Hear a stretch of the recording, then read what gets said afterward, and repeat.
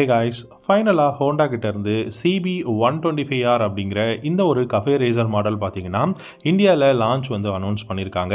Upcoming அதாவது 2025 இந்த CB125R அப்படிங்கிற மாடல் பார்த்தீங்கன்னா 1,25,000லேருந்து 1,35,000க்குள்ளே இந்தியாவில் அஃபிஷியலாக லான்ச் பண்ண போகிறோம் அப்படிங்கிறத அனௌன்ஸ் பண்ணியிருக்காங்க. இந்த CB125R பொறுத்த வரைக்கும் CB300R CB150Rோட ஒரு வெர்ஷனாக தான் வந்து லான்ச் பண்ண போகிறாங்க. இந்த பைக்கோட இன்ஜினை பொறுத்த வரைக்கும் பார்த்தீங்கன்னா உங்களுக்கு 124cc சிங்கிள் சிலிண்டர் ஏர் கூல்டு இன்ஜின் தான் வந்து கொடுக்க போகிறாங்க. பட் குளோபல் மார்க்கெட்டில் பார்த்தீங்கன்னா லிக்விட் கூலிங்கே இருக்குது. லிக்விட் கூலிங் கொடுக்கறதுக்கும் பாசிபிலிட்டிஸ் இருக்குது.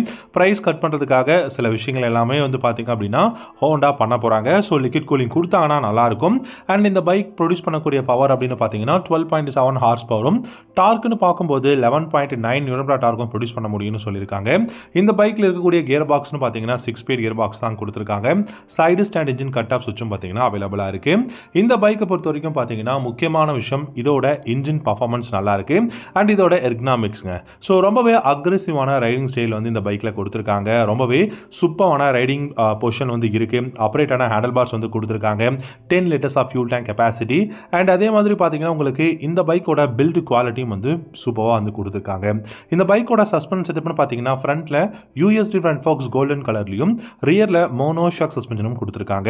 பிரேக்ஸ்னு பார்த்தீங்கன்னா front and rear single disc brake, single channel ABS அவைலபிளாக இருக்கு.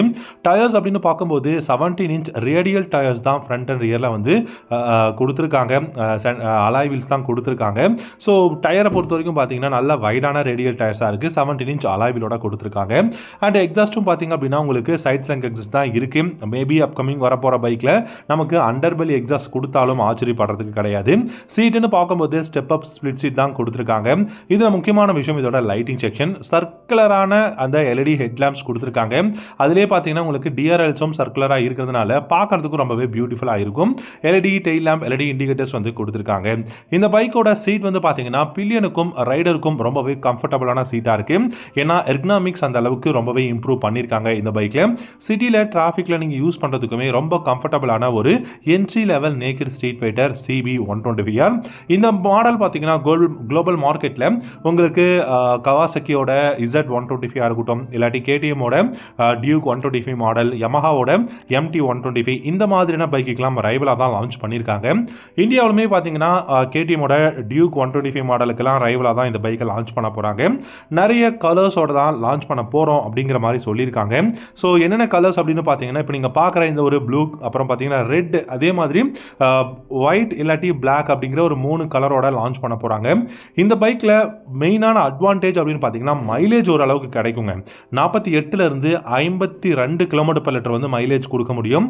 டாப் ஸ்பீடு 120 km/h தாராளமாக போக முடியும் அப்படிங்கிறத சொல்லியிருக்காங்க. இந்த பைக்கை பொறுத்த வரைக்கும் நமக்கு பில்லியன் அண்ட் ரைடர் கம்ஃபர்டபுளாக ரைட் பண்ணுறதுக்காக ஸ்பீட் சீட் வந்து கொடுத்துருக்காங்க.